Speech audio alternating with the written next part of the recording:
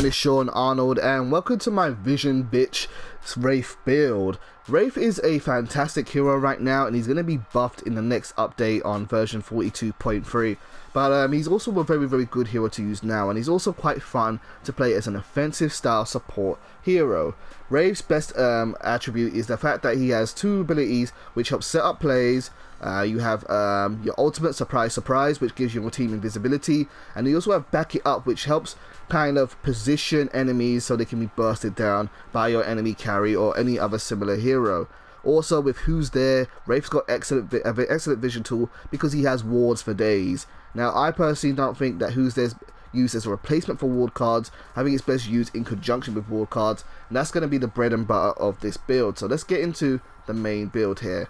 Now this is my support style Wraith build. If you want to see a more offensive build, go and check out my multi-shot Wraith build video. It's definitely a more offensive style build for Wraith, and it covers one of his biggest weaknesses, and one of his biggest weaknesses is his ability to farm. Wraith is not very good at farming. He has no real good farming tools in his kit because he focuses on single targets mostly, and so that is a big weakness to Wraith.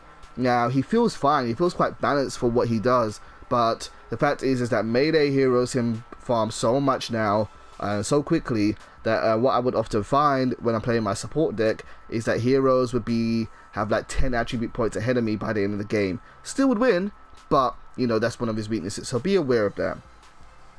So for the early game, the first thing you want to do is get your vision cards online. By getting your vision cards, it means you don't need to rely on your sonar ability early in the game, Who's There. Who's There is not necessarily the most MP or mana efficient ability in the early game, and so I try to leave it for later on. Maybe after level 5 I'll start unlocking it, and then in the early game instead I prefer to use my wards. And the first card I'm going to go and grab is Lamplighter. Lamplighter gives you 2 consumable wards. It's a shadow ward, and it allows you to make sure that you're not getting ganked or your carry isn't getting ganked while you're in lane, assuming that they're looking at the map. Sometimes they don't, sometimes they're not that very smart. Next card we're going to go and grab is Protector Sentry by building 2 Vitality and 2 Intellect. Again, it's just another ward, more vision, more spamming. I think this is really helpful in the early game to have, particularly for putting a ward in your lane. So if someone with invisibility does try to gank you, you do have a bit of armor on your hero as well, and it also spreads to your any other ally within the range, so it helps out your carry quite a bit. It's a nice support card, and it also gives you 84% mana regen, helps you with the sustain in the early game, along with anything that you've got from the vitality and from the intellect investment. Now moving on, the next card which I would like to get is Invader Mage. Invader Mage is probably one of the best damage dealing cards you can get in the early game. It gives you 13 power and 12 ability armor penetration. That is fantastic. Now that heroes can get negative ability armor, getting this card online early on is quite awesome. And so having Invader Mage, Protector Sentry and Lamplighter gives you tons of vision, but it also makes your knock a decent threat. And so Invader Mage is quite nice to get early on. And what I like to do is, depending on the situation, I will swap between this card and the next card, Finder of Playthings. Finder of Playthings is more expensive than Invader Mage. It requires 2 vitality as well as the 4 intellect, but it gives you 10 power, a little bit less than the 13. It doesn't give you spell penetration, but it gives you Unholy Gaze. This reduces a target enemy hero's attack speed and move speed by 100 for 2.5 seconds. Not a whole lot, but if you're gonna gank someone, it can be a nice surprise against them, they won't expect it.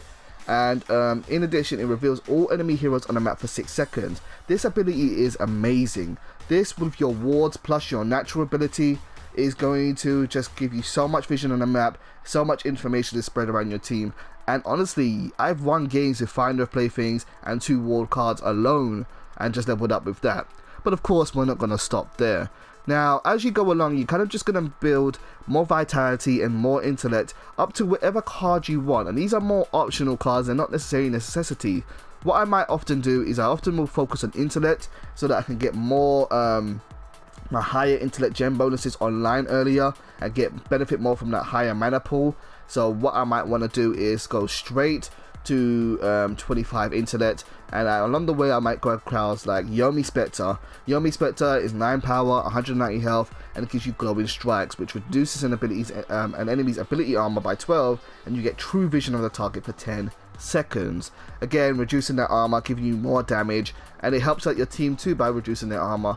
Plus True Vision, which might be a decent replacement for Finder of Playthings while keeping your wards online. Or if you have a spare slot and you're not using Lamplight right away, then there you go, can get a bit more power to you.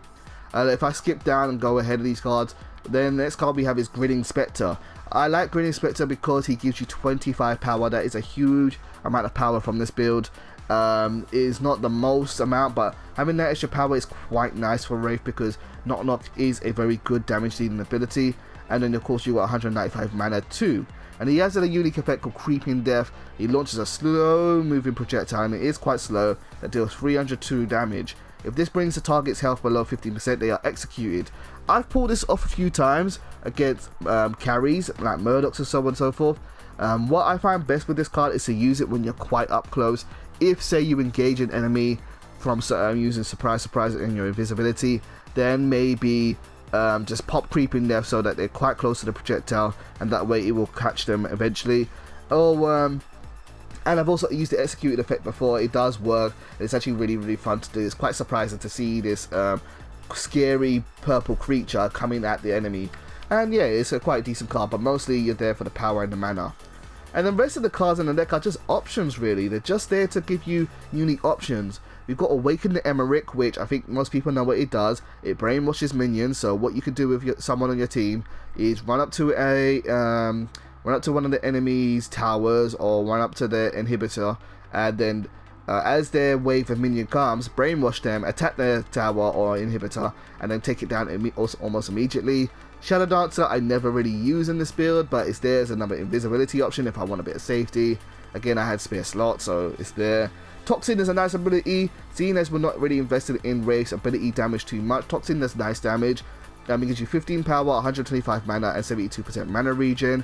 But the ability Toxin deals 50 damage for 18 seconds per second, and that is 900 damage in total. It can't kill the unit, but 900 damage over 18 seconds, quite nice. Don't use it in a burst situation. Use it on a more poking situation when you're not necessarily going to burst a hero down, but it's there. Plague Lord Malik is a decent card to have if they have healing heroes on their enemy team. It gives a blight aura, so they can't heal necessarily. I don't know how much it reduces their blight down. In the previous, before version 42, blight reduced healing by 40%. It'll be good to get confirmation on that, though, if it's the same in this build. And it also gives move speed slow aura, which reduces their enemy move speed by 120. That's quite a lot. That's actually quite significant. So Plague Lord Malik can be a really good buff. If you're relying on waving, clearing, and you have to clear waves, then a good card to get could be Withering Shadow, although that 9 intellect can be hard to build. It gives you blood damage aura, which does 85 ability damage and 85 ability damage to yourself and to nearby enemy units. The range on this is quite far. I've played against people against this, and it feels like it's about 2,000 units, which is quite far. And it's just a bit of a wave clear to or helps you to get rid of enemies a bit faster, seeing as Wraith doesn't have that tool naturally. And I think that does it for this build. I think that's all the cards. So let's talk about gems. Again, your most focus for this is in your early game, and then late game is just really quite optional. We have one Vitality Gem, Quick Exit. Quick Exit just gets you around the map faster and goes really well into the late game. Then we have Auto Mana Potion, Experience, because you're going to be mostly wanting to level up for most of your effectiveness. Spell Burn to do a bit more damage. Ruthless Spells, damage. And Empowered Attacks for damage as well. And that's going to really do it, guys. That's my Wraith support build. Hopefully you've liked it. Like I said earlier in the video, if you want a more aggressive build for Wraith, go and check out my multi-shot Wraith build. The downside with Wraith is his ability to farm. My multi-shot Wraith build kind of covers that weakness and kind of allows him to keep up with other heroes. But either builds are really fun to play. Thank you guys for tuning into this video. Please support my channel. I am trying to create builds and bring them to YouTube and people's attention that have been thoroughly tested. What I've noticed unfortunately recently is that there's a lot of people who just want to throw builds up there so they can get the most amount of views quickly, but don't really test them, and when you use them, they're not really that good. I don't want to name any names, but it's what I've had in my personal experience. These builds I'm using are thoroughly tested. I played Wraith for like 3 days straight testing this build, and I plan to do some with other heroes. So yeah, please support myself, and hopefully you find these videos useful. Thank you guys for tuning in, and take care.